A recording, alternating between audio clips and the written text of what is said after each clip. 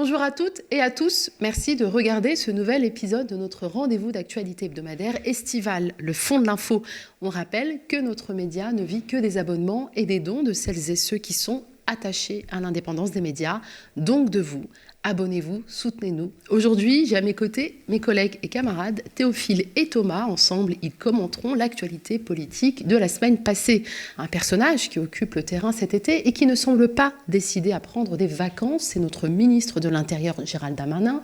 Il enchaîne les sorties médiatiques et les fake news, ciblant notamment les étrangers, draguant les électeurs du Rassemblement national. Mais que nous cache Darmanin? Un autre personnage politique tout aussi controversé a beaucoup fait parler de lui, c'est Patrick Balkany, sorti de prison après la confirmation de sa libération conditionnelle par la justice. L'ex-maire de Levallois-Perret avait été condamné à 4 ans de prison ferme pour prise illégale d'intérêt, une sortie de prison qui a suscité une vague d'indignation. La semaine a été marquée par de nouveaux soubresauts sur la scène internationale, avec les tensions autour de Taïwan et les menaces d'invasion de la Chine. Cette nouvelle crise géopolitique qui a eu des échos jusqu'en France, on en parle. Et comment passer à côté de la nouvelle offensive israélienne dans la bande de Gaza, faisant des centaines de blessés et tuant des civils, dont plusieurs enfants? Comment entrevoir la paix quand il n'y a pas de justice? Le fond de l'info, épisode 8, c'est parti.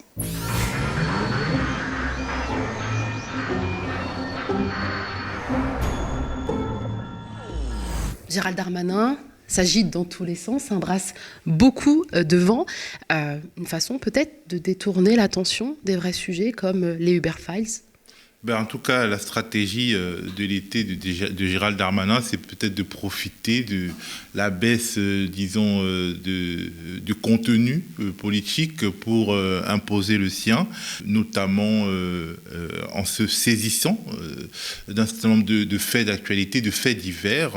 Premièrement, il y a eu la question de Lyon, le quartier de la Guillotière, avec la mise en scène de son affrontement avec le maire de Lyon, Grégory Doucet, avec en toile de fond l'histoire d'une agression contre des policiers. Et puis finalement, Gérald Darmanin a trouvé un étranger qui devait être responsable et qui se chargerait d'expulser. Et puis pas de chance, c'était pas cet étranger-là qui en était responsable, mais il a quand même annoncé qu'il l'expulserait quand même.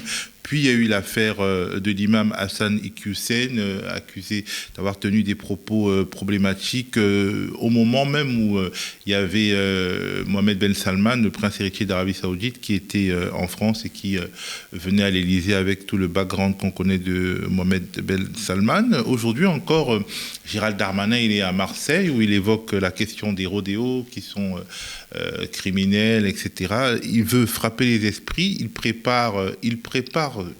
préparait, doit-on dire, sa rentrée politique en septembre. Il espérait qu'à la rentrée, l'Assemblée nationale étudie son projet de loi sur l'immigration, qui allait notamment renforcer les possibilités d'expulsion d'étrangers suite à des délits commis en France, c'est-à-dire délits, condamnation, peine de prison, puis expulsion.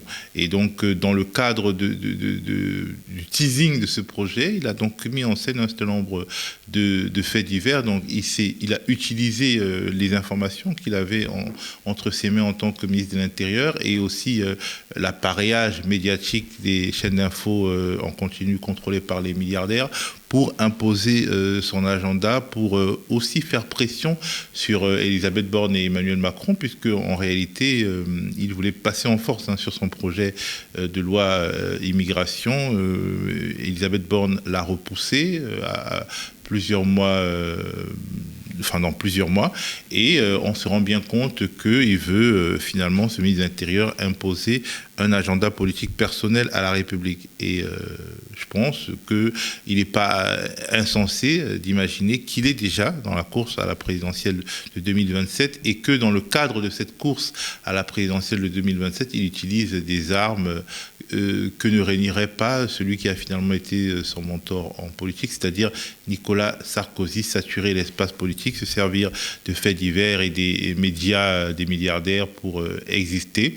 Et bon, par exemple, son positionnement, le positionnement qu'il veut avoir, on pourra en reparler, mais il rappelle effectivement celui de Nicolas Sarkozy, c'est-à-dire se mettre dans une sorte de positionnement de droite populaire, entre guillemets, bien entendu avec de gros guillemets, dans l'objectif sans doute de draguer les électeurs de Marine Le Pen une partie, et donc de faire son succès sur l'affaiblissement du RN, le maintien d'un socle finalement LR et LREM. En tout cas, on pourra en reparler, je ne sais pas ce que Thomas en pense. Tu penses aussi que Darmanin prépare la succession d'Emmanuel Macron ? En tout cas, il reprend à son compte la stratégie qui avait fait le succès de Nicolas Sarkozy en 2007, qui lui avait permis de gagner la présidentielle et qui avait été soufflée par Patrick Buisson, qui était celle de draguer les électeurs du Rassemblement national, du Front national à l'époque, de ramener à lui tout un tas d'électeurs d'extrême droite. Et c'est ce qu'il fait depuis le début de l'été. Alors évidemment, ces prises de position, les petites polémiques qu'il déclenche, ça permet de cacher les vrais sujets. On a parlé de la venue de dictateurs à l'Élysée. Il y a aussi la question de l'inflation qui est quand même très présente, qui occupe la vie des Français. Il y a la question des feux de forêt. Et qu'est-ce que fait Gérald Darmanin ? Il ne parle absolument pas de tous ces sujets. Il passe son temps à parler des étrangers qu'il faudrait expulser, à vouloir expulser un imam qui certes a dit des choses qui sont peut-être condamnables, mais qui n'a pas été condamné par un tribunal. Donc pourquoi l'expulser alors que la justice n'est pas passée, n'a pas fait son œuvre ? Donc évidemment, Gérald Darmanin s'inscrit dans ça. Par contre, c'est vrai que dans l'optique de 2027, puisqu'il faut rappeler que Emmanuel Macron ne pourra pas se représenter une troisième fois, puisque la Constitution lui interdit. D'ailleurs, à un moment, il avait souhaité peut-être modifier la Constitution, comme le font certains de ses amis despotes africains, mais il semblerait qu'il ne pourra pas faire de troisième mandat. Gérald Darmanin devra affronter d'autres potentiels candidats. On pense notamment à Édouard Philippe, l'ancien Premier ministre. On pense aussi à son collègue au gouvernement, Bruno Le Maire. Si Gérald Darmanin s'inspire beaucoup de Nicolas Sarkozy, Bruno Le Maire s'inspire beaucoup de Dominique de Villepin, à écrire des livres, à être un peu l'homme loyal, l'homme fidèle, l'homme sur qui on peut compter, alors que Gérald Darmanin affirme sa singularité vis-à-vis de Emmanuel Macron et du reste du gouvernement. Donc c'est encore loin, 2027 c'est encore loin, mais déjà il y a des positions qui sont prises, il y a des affrontements à fleur et moucheté. Et c'est vrai que l'été où on aime occuper le terrain par des petites polémiques politiciennes, on se souvient que le Burkini, on le ressort chaque été, permet justement de mettre en scène ces affrontements pour la future présidentielle. Enfin, Gérald Darmanin, contre lequel il y a quand même une plainte pour agression sexuelle. Est-ce que ça risque pas de compromettre sa course vers l'Élysée ? Ah oui, il y avait une plainte pour viol même qui a été classée sans suite. Et quel que soit finalement le résultat de la plainte actuellement en cours, il y a quand même des comportements de Gérald Darmanin qui questionnent la morale, c'est-à-dire échanger un logement social contre des faveurs. C'est quelque chose effectivement qui peut questionner quand on est un homme politique. Et est-ce que les Français ont envie de confier la destinée de tout un pays à ce personnage-là ? J'en suis pas vraiment sûr. Il y a un Darmanin qui est dans son dernier livre, célèbre Napoléon, qui a su, on va dire, quelque part mater les Juifs de son empire. Donc un Darmanin contre qui il y a des accusations d'antisémitisme, est-ce qu'on pourrait le voir à l'Élysée dans 5 ans ? C'est une grande question. Je pense que Gérald Darmanin occupe le terrain et il utilise un biais cognitif d'ailleurs qui lui permettra de se poser en victime à chaque fois qu'un certain nombre de questions fondamentales lui seront posées. C'est-à-dire, il est le représentant des petites gens, du parler vrai, il refuse le politiquement correct, il dit il dit tout haut ce que les autres pensent tout bas. Bref, un registre qui a souvent été utilisé par l'extrême droite, mais également aussi par la droite classique, qui finalement lui servira à exprimer qu'on veut le faire taire, à dire qu'on veut le faire taire quand il sera en mauvaise posture. Je suis le fils d'une femme de ménage, je suis élu dans un territoire de gauche depuis toujours, dans les Hauts-de-France, dans le nord de la France. Moi, j'ai une certaine fibre sociale économique, je ne suis pas un libéral économique absolu, j'ai peut-être parfois des différences avec quelques-uns de l'aile droite, peut-être de ma propre majorité, mais je suis de gauche quand je défends les étrangers qui doivent avoir l'asile constitutionnel, mais je pense aussi être de gauche lorsque je dis que la personne qui se fait voler sa voiture, qui doit prendre le métro, doit être protégée. Et je pense que les gens de gauche, comme les gens de droite d'ailleurs, comme tous les Français, je pense que vos sondages récents l'ont montré, tous les Français sont du bon sens, qui consiste à dire les étrangers sont le bienvenu sur notre sol s'ils respectent les valeurs de la République, s'ils respectent la France. Ce qui est frappant, c'est son audace. A priori, on le classerait à droite, voire à l'extrême droite de la Macronie, mais en réalité, il procède à une sorte de renversement cognitif et il explique que, en gros, il est d'une sorte de droite sociale qui n'est pas très très ultralibérale, qui veut s'occuper des vrais problèmes, les vrais problèmes bien entendu qu'il choisit. Les vrais problèmes, selon lui, c'est pas l'inflation, c'est pas l'évasion fiscale, c'est les rodéos urbains, ce sont les étrangers qu'on ne veut pas expulser. Bref, c'est quasiment du 100% Nicolas Sarkozy. Et on a bien vu en France que des personnes sur qui pesaient de graves et lourdes accusations, ça n'a pas toujours dérangé leur carrière politique. On se rappelle qu'en pleine campagne électorale en 2017, François Fillon avait été sali par un certain nombre d'accusations très précises sur son comportement, l'affaire Pénélope Fillon, mais ça n'a pas empêché que plus de 20% de Français lui accordent leur suffrage. Donc, il ne faut pas penser que ces dossiers constituent une sorte de condamnation à mort politique de Gérald Darmanin. Alors cette semaine, on a aussi assisté à la remise en liberté conditionnelle de l'ancien maire de Levallois, Patrick Balkany, une remise en liberté qui a été couverte par de nombreux médias.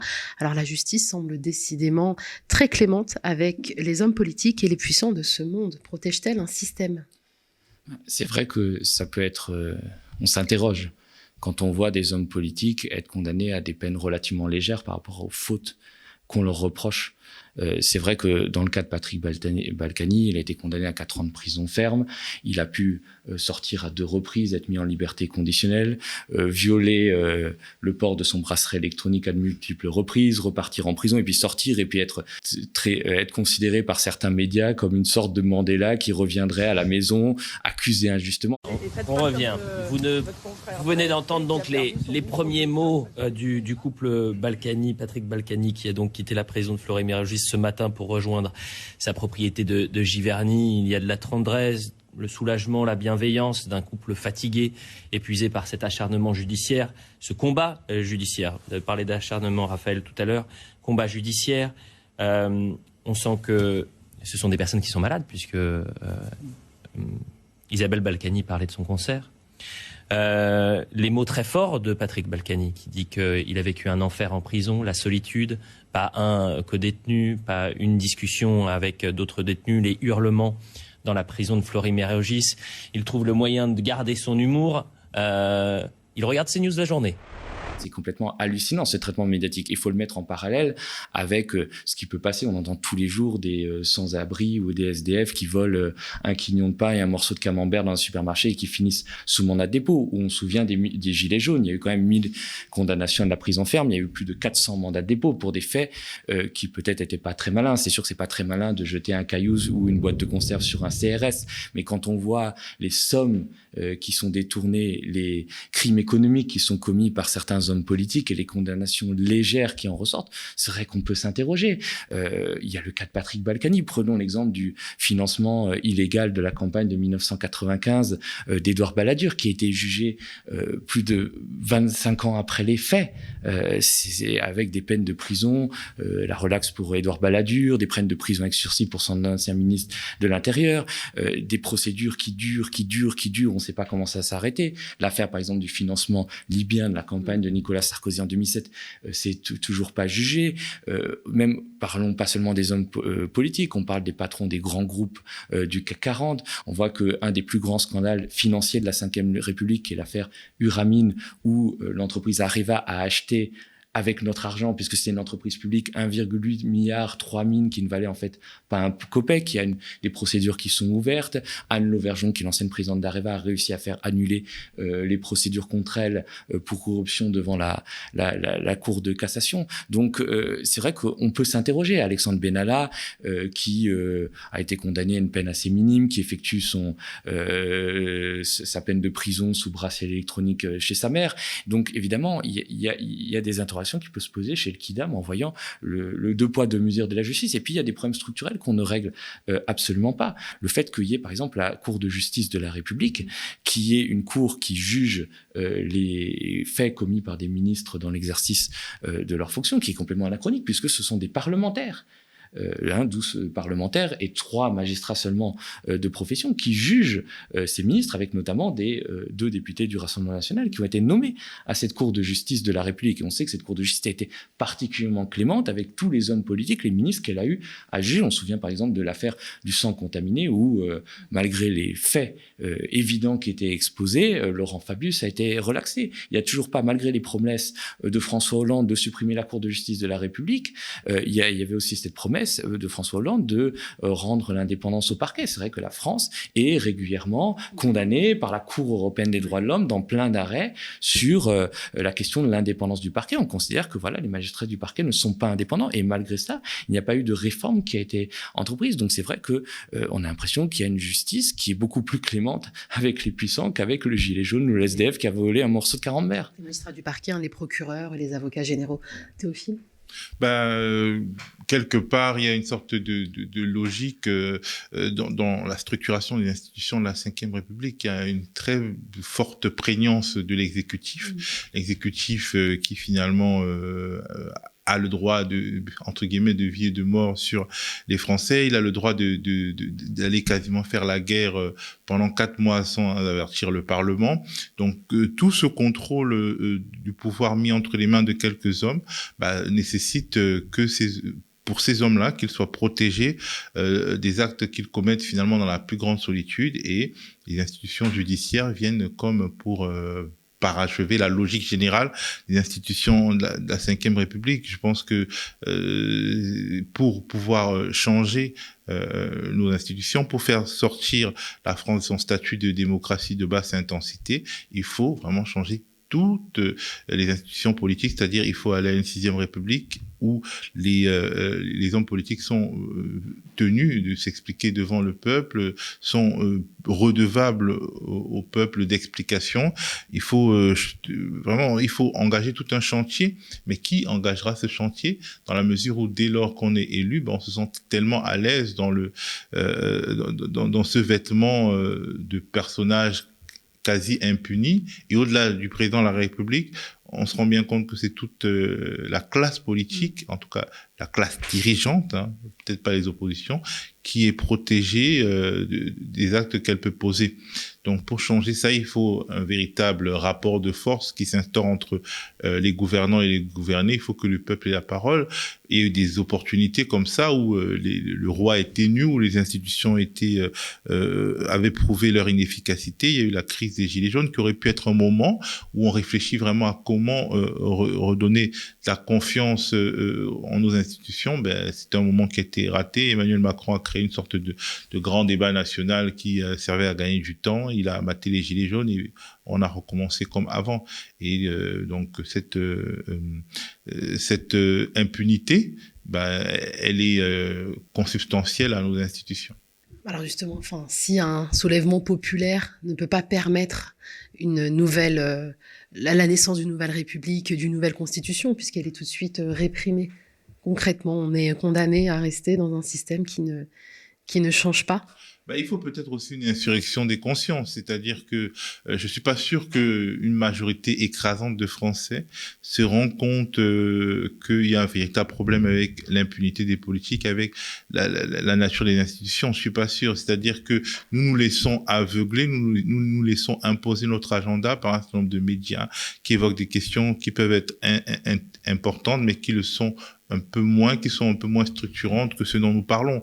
C'est-à-dire que la construction vraiment de l'agenda politique autour d'un certain nombre de faits divers, c'est une volonté des politiques qui est accompagnée par un certain nombre de médias qui créent le cadre général pour que les faux débats puissent prospérer. Et les Français regardent la télé, les Français ont leur propre passion intérieure qui forcément ne réussissent pas à constituer une majorité d'idées qui permettrait d'être plus attentif à ce que les changements s'opèrent au niveau de la lutte contre l'impunité des politiques. En tout cas, aux médias, on veille à favoriser cet éveil des consciences. Donc, on compte sur votre soutien. On va parler maintenant de l'actualité internationale et des tensions autour de Taïwan et des menaces d'invasion de la Chine. Cette nouvelle crise géopolitique a eu des échos jusqu'en France, avec notamment une prise de position très contestée de Jean-Luc Mélenchon. Oui, alors, bon, de toute façon, à chaque fois qu'on critique Jean-Luc Mélenchon, il y a une forme d'hypocrisie qui est à l'œuvre. Je veux dire, le comportement de tous les gouvernements, pas celui seulement d'Emmanuel Macron, vis-à-vis de la Chine, a été de faire du commerce et de n'absolument pas dénoncer les questions des droits de l'homme, si ce n'est de manière complètement périphérique. D'ailleurs, on a quand même des personnages qui sont proches du régime actuel, qui sont très proches aussi de la Chine. On avait à la dernière législature un député, Xabel Buontan, qui était député du 13e arrondissement de Paris, qui était président du groupe d'amitié France-Chine à l'Assemblée, était connu pour des positions très chinoises. D'ailleurs, on le suspectait d'être un agent du Parti communiste chinois. On a Jean-Pierre Raffarin, l'ancien Premier ministre de Chirac, qui fait beaucoup le lien entre la France et la Chine, permet à les entreprises françaises d'aller s'implanter en Chine. Mais il était tellement proche à un moment des Chinois que les services de renseignement l'ont gentiment invité à déjeuner. Ils lui ont dit que quand même, tu devrais faire attention parce que tu es trop proche des Chinois et tu pourrait être instrumentalisé. Donc moi, le procès qui est fait à Jean-Luc Mélenchon, moi je trouve est un procès très hypocrite. Après, c'est vrai que ça fait d'autant plus mal quand ça vient d'un homme de gauche et d'un homme qui se revendique de valeurs de gauche et notamment du droit des peuples à disposer d'eux-mêmes. Il y a quand même des prises de position très problématiques de Jean-Luc Mélenchon sur la question de la Chine, qui ne date pas d'hier. C'était déjà le cas par rapport au Tibet, c'était le cas par rapport aux Ouïghours, où il a refusé de considérer la répression des Ouïghours comme un génocide. Alors on peut discuter de ce terme, mais il a dit que c'était seulement la répression d'organisations islamistes ouïghours, ce qui est absolument pas vrai. On sait qu'il y a des crimes contre l'humanité massifs qui sont commis contre la population ouïghour. Et puis là, effectivement, le fait de considérer que Taïwan est une seule et même chose avec la Chine, alors effectivement, c'est la position officielle française et d'ailleurs d'un certain nombre de pays, de la quasi-totalité des pays de la planète qui reconnaissent qu'il n'y a qu'une seule Chine. Il n'en reste pas moins que Taïwan est aujourd'hui une démocratie de 25 millions d'habitants, une démocratie qui n'a pas envie d'être avalée par la Chine. On a bien vu ce que c'est la reprise en main et la rééducation, pour réemployer les mots de l'ambassadeur de Chine en France, qui a été opéré à Hong Kong, où toutes les libertés ont été cassées par la Chine. Et peut-être que Taïwan a envie de vivre de libre, et on ne peut pas réduire le problème de Taïwan comme le fait Jean-Luc Mélenchon, à n'être qu'une province de la Chine qui n'a vocation qu'à être reconquise. Donc moi, j'ai trouvé cette prise de position décevante, et de manière plus générale, je trouve que la classe politique française vis-à-vis de l'international, elle est décevante. C'est-à-dire que, à part sur l'Afrique, où on est tous à peu près d'accord pour continuer à garder notre soi-disant précaré, le reste de notre politique internationale n'est plus dicté que par soit une position pro-américaine, soit une position anti-américaine, et tout ça obère peut-être l'essentiel, qui est le droit des peuples à disposer d'eux-mêmes, à vivre libre, et c'est peut-être juste que fait Taïwan actuellement pour essayer de résister à l'impérialisme chinois, à la toute-puissance chinoise, et au risque que demain Taïwan soit envahi et devienne une province de cet empire chinois qui est quasiment totalitaire. Théophile, est-ce que la prise de position de Jean-Luc Mélenchon aussi t'a gêné, te gêne ? Je trouve qu'il est heureux quand même qu'il y ait des discussions sur l'international, parce que en toute chose, disons, la pensée unique n'est pas bonne. Et il me semble que au-delà de la polémique ne rend pas justice au débat. C'est-à-dire que, en gros, si l'on écoute les médias mainstream et un certain nombre d'acteurs politiques, notamment au pouvoir, il y a eux, les gentils défenseurs de la démocratie dans le monde, et puis le méchant Mélenchon a mis des dictateurs, notamment, voilà, on rappelle Venezuela, Chine, Russie, etc. Je pense qu'il faut aller à la racine de la pensée politique et du regard sur le monde que portent les uns et les autres. Je pense que Jean-Luc Mélenchon est héritier à son âge des combats tiers-mondistes, des combats pour le non-alignement. Il est très, très, disons, formaté par la guerre froide, mais dans la position tiers-mondiste non alignée. Donc, ce sont ceux qui se battaient à l'époque contre l'apartheid en Afrique du Sud, qui étaient défendus par le camp occidental, pour la Palestine, qui finalement ne considérait pas les expériences des pays de l'Est comme des expériences tout à fait négatives, qui ont peut-être pu être aveuglées d'ailleurs par certains aspects du développement des systèmes politiques qui régnaient. Et de l'autre côté, il y a toujours un camp pro-atlantiste, pro-américain, qui se définit comme un camp pro-démocratie, alors que c'est le même camp qui soutient les dictatures, qui soutenait hier les dictatures en Amérique latine, aujourd'hui les dictatures au Proche-Orient et au Moyen-Orient.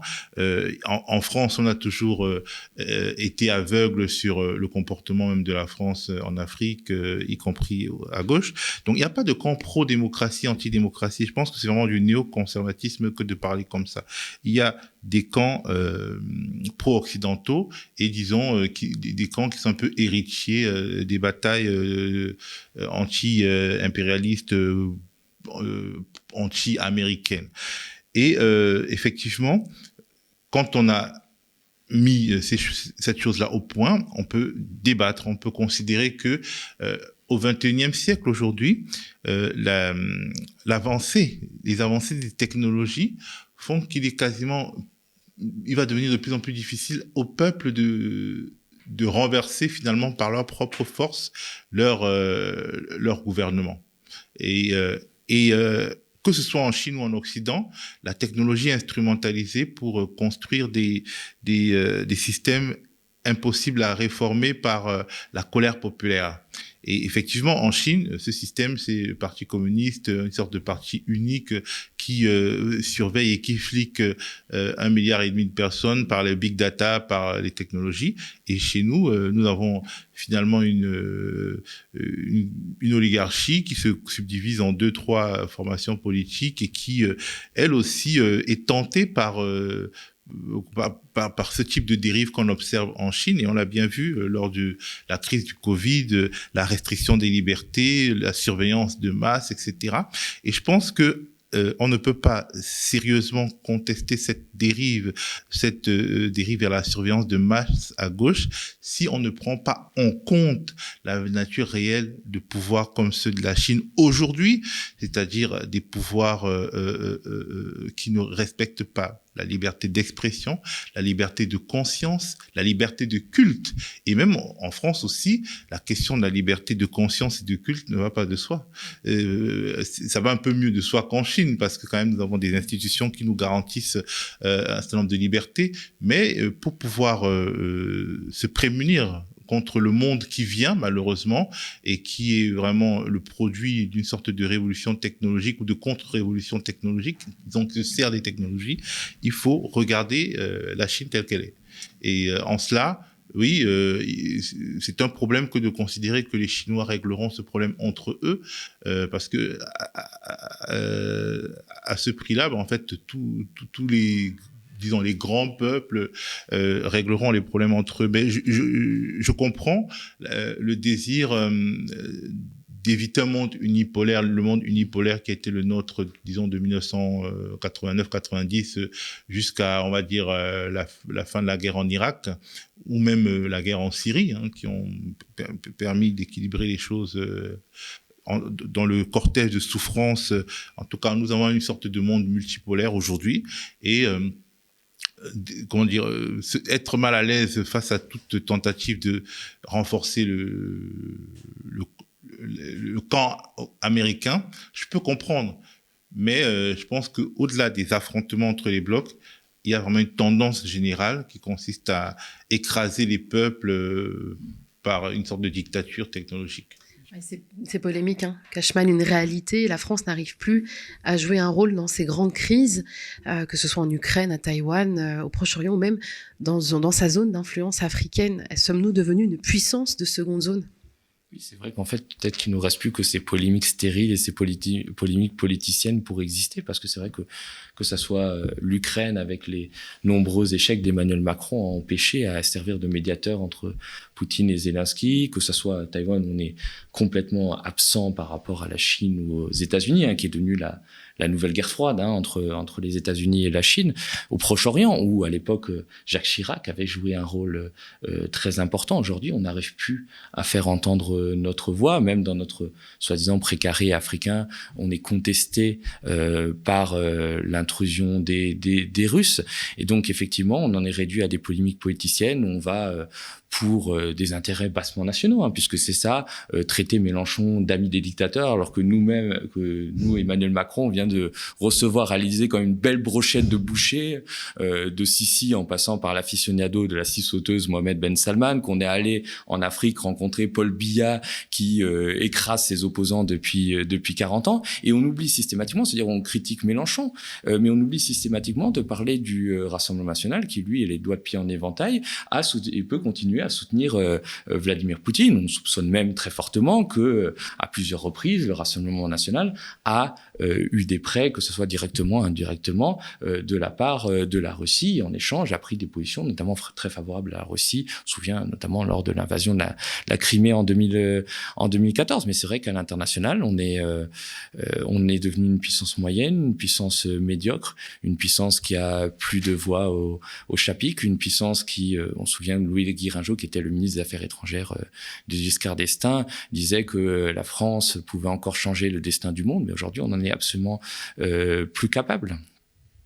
Oui, peut-être que ce n'est pas si grave que cela. Je veux dire, peut-être que il faut plaider pour un monde d'interdépendance et un monde plus équilibré. En réalité, peut-être qu'il faut sortir des vieilles lunes du 19e et du 20e siècle et puis construire une diplomatie qui finalement défend un monde d'équilibre basé sur en fait ce qui est la réalité désormais, c'est-à-dire que la difficulté qu'on observe aujourd'hui avec la guerre en Ukraine, c'est le fait qu'il n'y a plus n'importe quel pays est une puissance d'une certaine manière, parce que la mondialisation a créé tellement d'interdépendance que même quand on gagne, on perd quelque part si on n'a pas conscience de l'importance de chacune des nations et de chacun des êtres, y compris les êtres vivants, avec la crise écologique.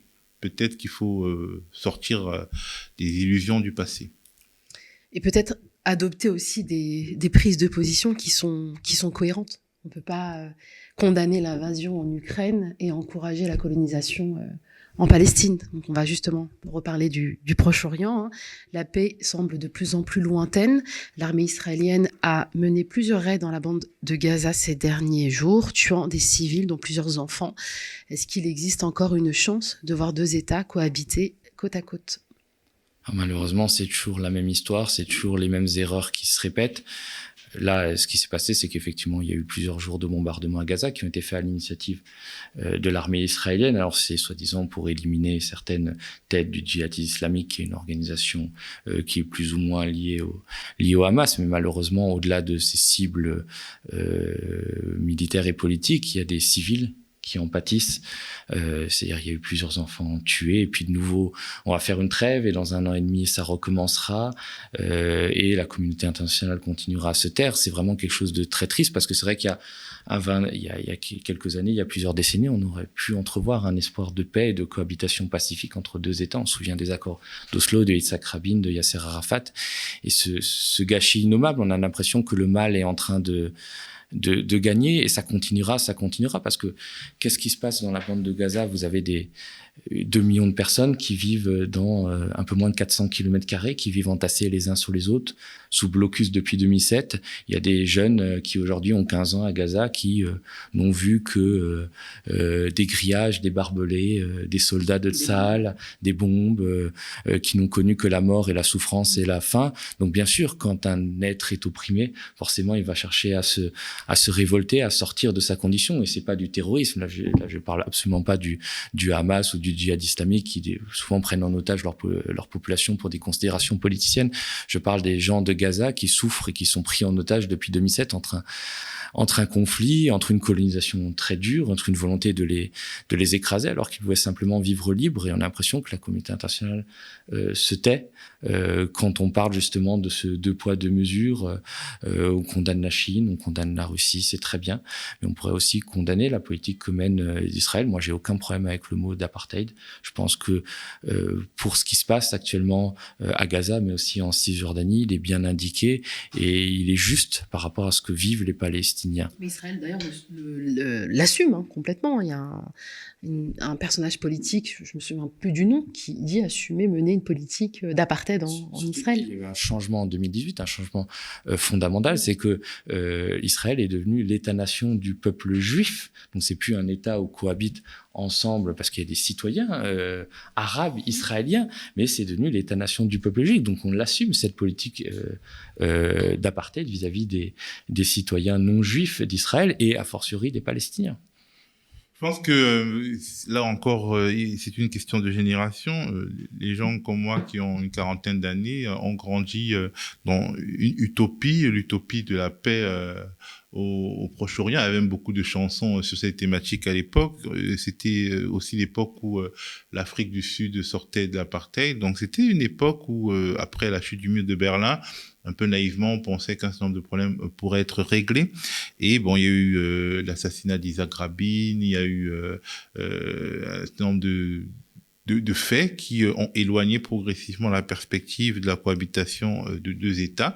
Mais ce qui me semble le plus important, c'est qu'il y a eu la mort de l'utopie, d'une utopie de rêve de paix dans cet endroit du monde. Aujourd'hui, il est presque insensé d'imaginer qu'il puisse y avoir une solution à 2 États, étant donné que la Palestine, en réalité, aujourd'hui, ce sont quelques Bantoustans. Bantoustan, c'était le nom qu'on donnait aux petits États indigènes de l'Afrique du Sud. La solution qui avait été trouvée à une époque et qui, grâce à l'ANC, n'a pas fonctionné, c'était d'accorder aux Noirs la possibilité de créer des petits États non viables où ils seraient gouvernés selon leurs propres lois.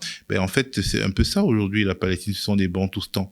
Et je pense que l'utopie de demain, ça pourrait être peut-être un État multi-ethnique, multiconfessionnel, je sais pas, un Israël ou un État qui finalement ressemblera aux grands pays du monde aujourd'hui, qui sont des pays multiethniques et multiconfessionnels. Les États-Unis, mais aujourd'hui même, c'est-à-dire que disons le 19e et le 20e siècle ont donné naissance à des utopies nationalistes qui étaient justifiées en réaction aux oppressions dont le 17e et le 18e siècle et même les siècles d'avant étaient remplis. C'est ainsi qu'il y a eu l'utopie panafricaine, panarabe, il y a eu aussi l'utopie, disons, sioniste, qui était une utopie de personnes qui étaient persécutées de par le monde. Et au XXIe siècle, aujourd'hui, c'est plutôt des États multiculturels qui sont un peu la référence. Les grands pays sont des pays où cohabitent de nombreuses identités. Et je pense que ce serait pas fou que cet endroit du monde soit également un pays multiconfessionnel et multi-ethnique. Effectivement, c'est difficile. C'est une voie qui est une voie remplie de contradictions, mais peut-être que c'est la belle utopie du XXIe siècle. Eh bien, moi, j'ai envie de citer un grand philosophe que l'on apprécie beaucoup ici, Guillaume Meurice. Le saviez-vous, en Israël, le viol est interdit, sauf s'il concerne les résolutions de l'ONU. Très difficile de rendre l'antenne après des sujets aussi... ça me je suis tellement révoltée là que quand j'arrive même pas à faire ma transition avec un sujet lourd comme ça, en me disant, on rend l'antenne, quoi. Tu vois. Merci Théophile, merci Thomas, et merci à vous d'être toujours aussi nombreuses et nombreux à suivre le fond de l'info. Alors, je crois que tu as un petit mot Thomas, c'est toi qui conclus cet épisode. Je ne sais pas si je vais bien conclure. Alors, c'est vrai que c'est difficile après tous les sujets dont on a parlé, mais le média, c'est une équipe de journalistes que vous voyez tous les jours à l'antenne, qui parlent beaucoup, parfois trop. Mais c'est aussi, le média ne pourrait pas fonctionner sans son équipe de techniciens qui sont derrière la caméra et qui nous aident au quotidien. Et aujourd'hui, je voudrais avoir une pensée particulière pour Jordan, Jordan Escoda, qui est notre indispensable ingénieur du son, qui est aux médias depuis 3 ans et qui va partir à la fin de cette semaine. Alors, je voudrais, au nom de toute l'équipe du média, le remercier pour sa passion, pour son engagement, pour avoir supporté les retards de Théophile, médiative interminable sur la France-Afrique. Voilà, merci camarades, et on te souhaite tous un bon vent, et puis à la prochaine. Merci Jordan, bonne continuation à toi. Et quant à nous, on se retrouve la semaine prochaine, alors le 15, un jour férié, donc on tournera très probablement le Fond de l'Info mardi, une diffusion prévue dans la journée. On confirmera. Merci à vous, et on vous dit à très bientôt.